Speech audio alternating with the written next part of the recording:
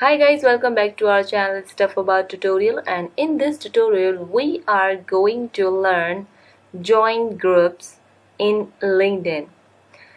If you are a job seeker, then joining group will be very beneficial for you to reach those people who can be helpful for you. So go to your network. I am clicking on my network. Look at the left side on the screen, there is a bar, and here you can see your connections. Here you can manage your network. Go down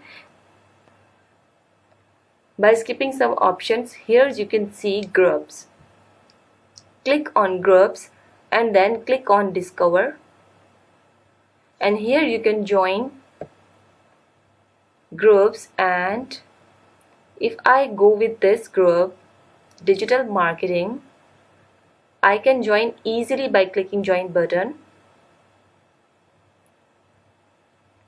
And if there is any other group, I seems it will be very helpful for me or beneficial for me, so I can join it. Now I'm going to join this group, media and marketing. And guys, there are many groups and you can join groups. There is no limit to join groups, so joining groups can be helpful for you. So guys, as you can see, I've joined these groups, and you can also join groups by follow these simple steps, and you can reach to your dream job, and you can reach to those people who can be beneficial for you.